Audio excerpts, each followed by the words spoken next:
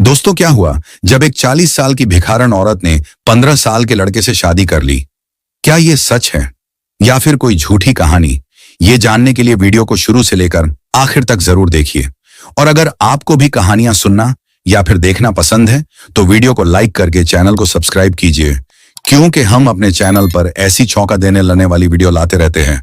तो फिर चलो बिना देरी किए वीडियो स्टार्ट करते हैं। नगर के बीचों बीच फैले पुराने मंदिर के प्रांगण में प्रतिदिन सैकड़ों लोग आते जाते थे। मंदिर की सीढ़ियों पर एक औरत बैठी रहती थी जिसकी उम्र 40 के आसपास होगी। झुर्रियों से भरा चेहरा, धूप से जला हुआ सांवला रंग, फटे पुराने वस्त्र और हाथ में पीतल का कटोरा, यही उसकी पहचान थी।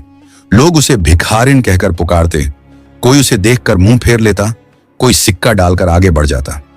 उस औरत का नाम कमला था। जीवन की आंधियों ने उसका सब कुछ छीन लिया था, घर, परिवार, सम्मान। अब केवल सांसें ही शेष थीं और उन्हीं सांसों को खींचते हुए वह मंदिर की सीढ़ियों पर जीवन बिताती थी। उसी नगर में एक किशोर रहता था, आरव। उसकी आयु 15 वर्ष थी। दुबला पतला शरीर, तेजस्वी आंखें और मासूम चेहरे पर अनजाना सपना। आरव गरीब परिवार का बेटा था। पिता का देहांत बचपन में ही हो गया था और मां दूसरों के घरों में काम करके किसी प्रकार घर चलाती थी। आरव पढ़ाई में अच्छा था, परंतु घर की गरीबी के कारण उसे अक्सर काम की तलाश में निकलना पड़ता। वहीं आरव रोज मंदिर आता क्योंकि उसकी मां उसे भगवान से प्रार्थना करने भेजती थी। बेटा, भगवान से कहो कि हमारा दुख दूर करे। एक दिन जब आरव मंदिर की सीढ़ियां चढ़ रहा था, उसकी दृष्टि कमला पर पड़ी। कमला उस समय भूख से व्याकुल थी। सुबह से किसी ने उसके कटोरे में एक दाना भी नहीं डाला था। चेहरा पसीने से भीगा हुआ, आंखें आधी बंद। आरव का हृदय पिघल गया। उसने अपनी जेब से वह सूखा रोटी का टुकड़ा निकाला जो उसकी मां ने उसे स्कूल जाते समय दिया था। बिना सोचे उसने रोटी कमला के हाथ में रख दी। कमला ने आश्चर्य से उसकी ओर देखा। जीवन में पहली बार किसी ने उसे अपने हिस्से की रोटी दी थी। उसकी आंखों से आंसू बह निकले। उस दिन से आरव और कमला के बीच एक अजीब सा संबंध बनने लगा। आरव प्रतिदिन मंदिर आता और चुपचाप उसके पास बैठकर बातें करता। कभी वह उसे अपने सपनों के बारे में बताता, कभी अपनी मां की तकलीफों के बारे में।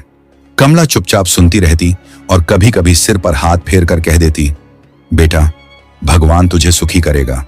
दिन बीतते गए। नगरवासियों की नजरों में यह अजीब प्रतीत होता कि एक किशोर लड़का हर रोज एक भिखारिन के साथ बैठा बातें करता है। पर आरव को इन बातों की परवाह न थी। उसके भीतर दया और करुणा का जो बीज अंकुरित हुआ था, वह उसे बार बार कमला की ओर खींच लाता। एक दिन कमला ने धीमी आवाज में उससे पूछा, बेटा, अगर एक दिन मैं तुझसे कोई बड़ा वचन मांग लूं तो क्या तू देगा? आरव ने मासूमियत से मुस्कुराते हुए कहा, मां कहती हैं जरूरतमंद की मदद करनी चाहिए। आप जो भी मांगेंगी मैं देने की कोशिश करूंगा। कमला ने गहरी सांस ली, मानो भीतर छुपे रहस्य को दबाने का प्रयास कर रही हो। परंतु उसकी आंखों में कोई अनोखी चमक थी, जैसे वह किसी निर्णय की ओर बढ़ रही हो।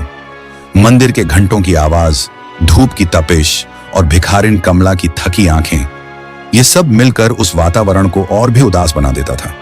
किंतु इन सब के बीच आरव का मासूम चेहरा मानो अंधेरे में दिया बनकर चमकता था। उस दिन आरव ने फिर से कमला के कटोरे में 2 पुराने सिक्के डाल दिए। वह सिक्के उसने अपनी मां से छुपा कर रखे थे। ये लीजिए अम्मा, आज आप कुछ खा लेना। कमला ने सिक्कों को हाथ में लेकर उसे गहरी दृष्टि से देखा। बेटा, तू इतना छोटा है, फिर भी मेरे लिए क्यों इतना करता है? आरव ने सहज भाव से कहा, आप मुझे अम्मा जैसी लगती हैं। मेरी मां तो दिन भर घरों में काम करती रहती हैं। मैं जब आपको देखता हूं तो लगता है कि कोई तो है जिससे मैं बातें कर सकता हूं। कमला का हृदय भर आया। वह सोचने लगी, क्या यह वही बच्चा है जिसे ईश्वर ने मेरे जीवन की वीरानी मिटाने के लिए भेजा है? धीरे धीरे उनके बीच रोज की बातें गहरी होती गईं। आरव अपने सपनों के बारे में बताता कि वह बड़ा होकर अध्यापक बनना चाहता है ताकि गरीब बच्चों को पढ़ा सके। कमला सुनते सुनते कई बार आंसुओं में भीग जाती। काश मेरे जीवन में भी ऐसा कोई सपना होता बेटा। मैं तो केवल भूख और अपमान में ही जीती रही। एक शाम जब मंदिर में भीड़ कम हो चुकी थी और आकाश में तारे टिमटिमाने लगे थे, आरव ने उत्सुकता से पूछा, अम्मा, आपका घर परिवार कहाँ है? आप यहाँ क्यों बैठती हैं? कमला चुप रही। उसके चेहरे पर दर्द की रेखाएं गहरी हो गईं। बहुत देर बाद उसने कहा, घर था, परिवार भी था, पर लालच, झगड़े और किस्मत ने सब छीन लिया। पति शराबी था, रोज मारता पीटता। एक दिन वह घर छोड़कर चला गया। बेटे ने भी मुझे अपनाया नहीं, क्योंकि मैं गरीब थी। तब से मैं अकेली हूं। आरव स्तब्ध हो गया। उसे पहली बार यह एहसास हुआ कि समाज किसी औरत को कितना निर्दयी बना सकता है। धीरे धीरे नगरवासियों के कानों तक यह खबर पहुंचने लगी कि एक भिखारिन और एक किशोर लड़का रोज साथ बैठते हैं। कुछ लोग हंसते, कुछ ताना मारते। देखो, लड़का पागल हो गया है, भिखारिन की सेवा करता है। कहीं यह औरत उसे फुसला न ले। लेकिन आरव को इन बातों की परवाह न थी। उसका मन साफ था।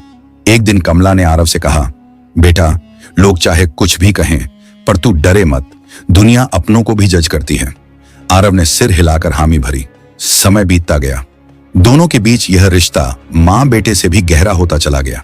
परंतु एक रात जब मंदिर के पीछे अंधकार फैला था, कमला बहुत देर तक जागती रही। उसके भीतर एक तूफान था। वह बार बार सोच रही थी, मैं कब तक ऐसे जीऊंगी? अगर यह लड़का सच में मेरी परवाह करता है, तो क्यों न मैं उससे ऐसा रिश्ता जोड़ लूं जिससे मेरी अकेलापन मिट जाए। उसकी आंखों से आंसू बह निकले। मन में द्वंद्व था। मैं तो उसकी मां जैसी हूं, पर दिल कहता है कि अगर यह मेरा अपना हो जाए तो जीवन की आखिरी सांसें भी सुखद हो जाएंगी। कमला ने ठान लिया कि वह जल्द ही आरव से कोई बड़ा वचन मांगेगी। नगर के लोग अब खुलकर बातें करने लगे थे। मंदिर की सीढ़ियों पर बैठा 15 वर्षीय आरव और उसके पास रोज मौजूद भिखारिन कमला, यह दृश्य सबको विचित्र लगता। देखा, वह लड़का फिर आ गया। अरे, इसकी मां को खबर है या नहीं? यह औरत इसे बहका रही है। लोगों की जुबान जहरीले तीर छोड़ती, परंतु आरव का मन निर्मल था। उसके लिए कमला सिर्फ वह इंसान थी जिसने उसे स्नेह दिया था। एक दिन मंदिर के पुजारी ने आरव को रोककर कहा, बेटा, तेरी उम्र खेलने कूदने की है। यह औरत तेरे लिए ठीक नहीं, दूर रहो इससे। आरव ने विनम्रता से उत्तर दिया, पंडित जी, ये बुरी नहीं है, ये भूखी होती है, इसलिए मैं इसके पास बैठता हूं। भगवान तो हमें दया सिखाते हैं ना। पुजारी चुप हो गए, परंतु उनके मन में भी शंका घर कर गई। घर पर भी स्थिति आसान न थी। आरव की मां, जो सुबह से रात तक दूसरों के घरों में झाड़ू पोंछा और बर्तन करती थी, एक दिन अचानक बोली, आरव, मैं सुन रही हूं तू रोज उस भिखारिन औरत के पास बैठता है। लोग बातें बना रहे हैं। बेटा, तू छोटा है, दुनिया बड़ी निर्दयी है। आरव ने सिर झुकाकर धीरे से कहा, मां, वह औरत अकेली है, उसका कोई नहीं। अगर मैं उससे 2 बातें कर लेता हूं तो उसका दिल हल्का हो जाता है। इसमें बुरा क्या है? मां ने आह भरकर कहा, बुरा तो कुछ नहीं बेटा, पर समाज बुरा मान लेता है। याद रख, समाज की आंखें हर जगह होती हैं। आरव मौन हो गया। इधर कमला का मन दिन ब दिन और व्याकुल होता जा रहा था। हर रात जब वह मंदिर की सीढ़ियों पर लेटती तो सोचती, अगर यह लड़का सचमुच मुझे अपना ले तो मेरी बेइज्जती भरी जिंदगी शायद इज्जत बन जाए। लेकिन फिर वह खुद को कोसती, नहीं, यह पाप है। वह बच्चा है, मैं अधेड़ उम्र की हूं। लोग हंसेंगे, पत्थर मारेंगे। फिर भी उसका दिल बार बार वही ख्वाहिश दोहराता। एक दिन जब मंदिर में मेला लगा था और ढेरों लोग आए हुए थे, कमला ने आरव को बुलाकर धीरे से कहा, बेटा, मैं तुझसे एक वचन चाहती हूं। आरव ने उत्सुकता से पूछा, कौन सा वचन अम्मा? कमला ने हिचकिचाते हुए कहा, अगर मैं तुझसे कहूं कि तू हमेशा मेरे साथ रहे तो क्या तू मान लेगा? आरव चौंक गया। उसके किशोर मन ने इस प्रश्न को अलग अर्थों में नहीं लिया। उसने सोचा कि जैसे मां अपने बेटे से जीवन भर साथ रहने की बात करती है, वैसे ही यह औरत भी कह रही है। आरव मुस्कुराकर बोला, हां अम्मा, मैं रहूंगा। जब तक आप चाहेंगी मैं आपका सहारा बनूंगा। कमला की आंखें छलक उठीं, उसके होंठ कांपे। वह जानती थी कि इस मासूम ने उसकी बात का गूढ़ अर्थ समझा ही नहीं, किंतु उसके मन में एक बीज बो दिया गया था, विवाह का, अपनत्व का। उधर नगरवासी अब खुलकर ताने मारने लगे, यह रिश्ता ठीक नहीं, लड़के को बिगाड़ रही है। अगर यह चलता रहा तो कल कोई अनहोनी हो जाएगी। आरव के लिए यह सब महज आवाजें थीं, पर कमला के लिए यह तूफान। समाज की नजरें दिन रात उसे घूरती और भीतर का लालच उसे और भी अस्थिर कर देता। रात को जब सब सो जाते, वह अकेली बैठकर भगवान से प्रार्थना करती, हे प्रभु, अगर यह मेरा भाग्य है तो मुझे साहस दो, अगर यह पाप है तो मुझे रोक लो। उसकी प्रार्थनाओं के बीच से जन्म ले रहा था एक ऐसा निर्णय जो आगे चलकर पूरे नगर को हिला देगा। रात गहरी थी, मंदिर की घंटियां बंद हो चुकी थीं और आकाश में चांद अपने उजाले से धरती को निहार रहा था। कमला सीढ़ियों पर बैठी सोच रही थी। उसका मन अब और शांत नहीं रह पा रहा था। क्यों ना मैं सच कह दूं आरव से? क्यों ना मैं अपना मन खोल कर रख दूं? उसका दिल धड़क रहा था। अगर वह मना कर देगा तो, अगर वह दूर चला जाएगा तो, पर भीतर की चाहत अब दबी न रह सकी। अगले दिन सुबह जब आरव मंदिर आया, उसके हाथ में स्कूल की किताबें थीं। वह कमला के पास बैठा और बोला, अम्मा, आज परीक्षा है, थोड़ा घबरा रहा हूं। कमला ने उसके सिर पर हाथ फेरते हुए कहा, घबराना मत बेटा, तू बहुत समझदार है, भगवान तेरा साथ देगा। कुछ देर चुप्पी छाई रही, फिर अचानक कमला बोली, बेटा, अगर मैं तुझसे कहूं कि तू मेरी जिंदगी में हमेशा हमेशा के लिए आ जाए तो? आरव ने उसकी ओर देखा। उसकी आंखों में मासूमियत थी, समझने की कोशिश कर रही थी। अम्मा, आप चाहती हैं कि मैं आपका बेटा बनकर रहूं, है ना? कमला कांप गई, होंठों पर हल्की हंसी आई, पर दिल में आंधी। उसने धीरे से कहा, नहीं बेटा, मैं चाहती हूं कि तू मेरा पति बन जाए। ये शब्द सुनते ही आरव स्तब्ध रह गया। उसकी सांस अटक गई।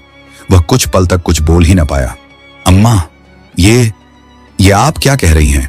मैं तो अभी बच्चा हूं। कमला की आंखों से आंसू बह निकले।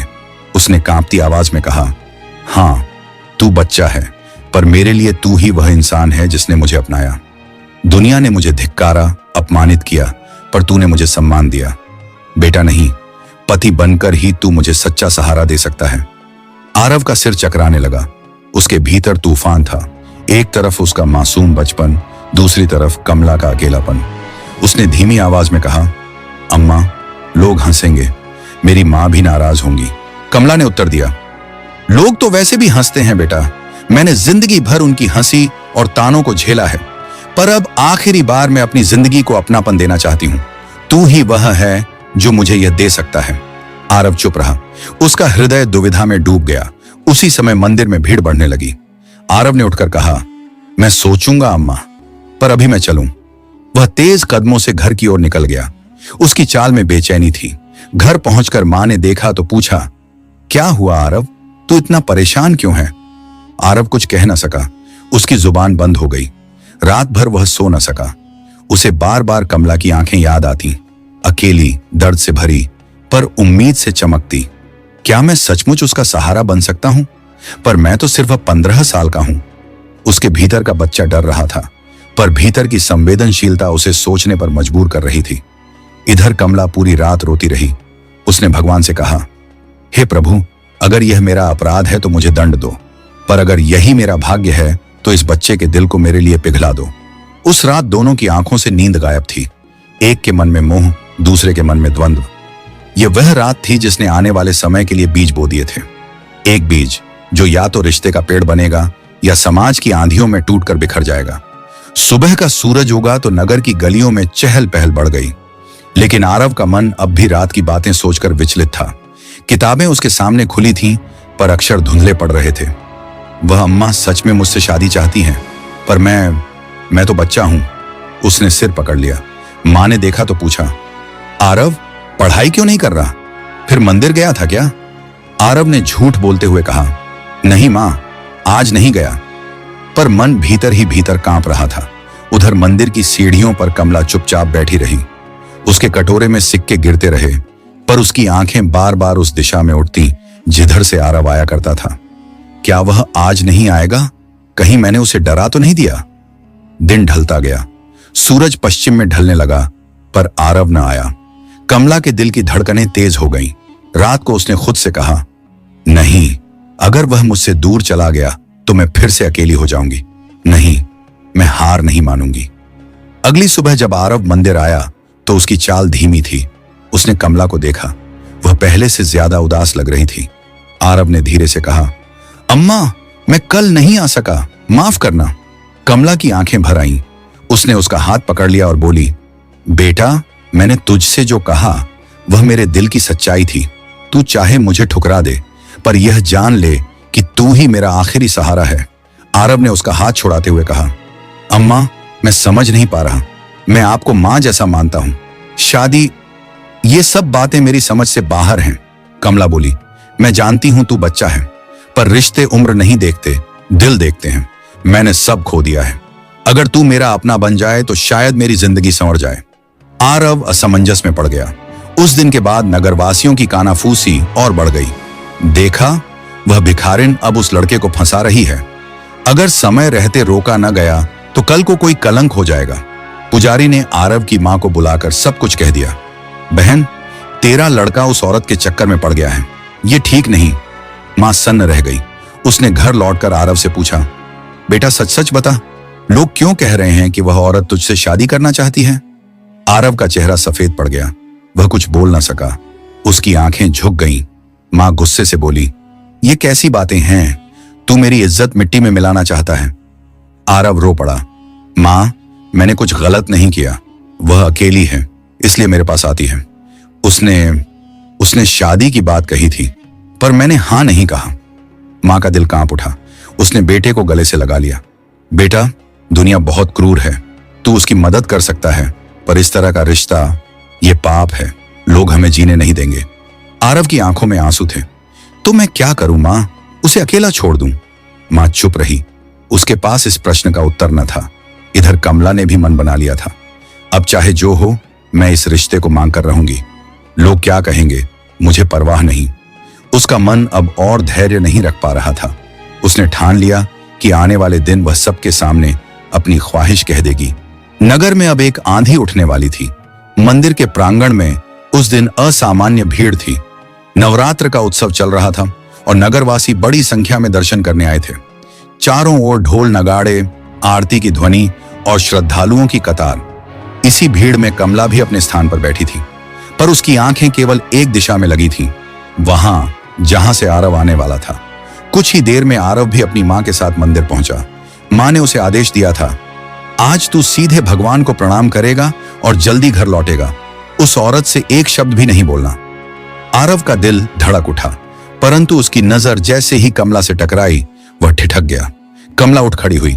भीड़ में अचानक सन्नाटा छा गया जब उसने ऊंची आवाज में कहा, सुनो सब लोग, आज मैं एक निर्णय सुनाने जा रही हूं। लोग चौंक गए। ये भिखारिन अब क्या नया तमाशा करेगी? कमला ने कांपती आवाज में कहा, मैं इस लड़के से विवाह करना चाहती हूं। यही मेरा सहारा है, यही मेरा जीवन है। यह सुनते ही मंदिर में हलचल मच गई। लोग एक दूसरे का मुंह देखने लगे। कोई हंसा, कोई गुस्से से भर गया। क्या कह रही है यह? 15 साल का लड़का और यह औरत? धिक्कार है।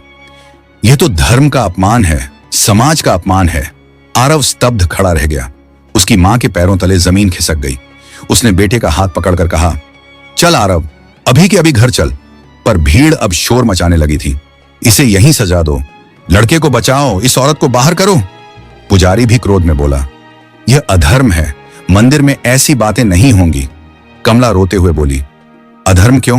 मैं भी इंसान हूं, मुझे भी अधिकार है अपनापन पाने का। इस बच्चे ने मुझे दया दी, प्यार दिया। अगर यह मुझे पति के रूप में स्वीकार कर ले तो इसमें पाप कहां है?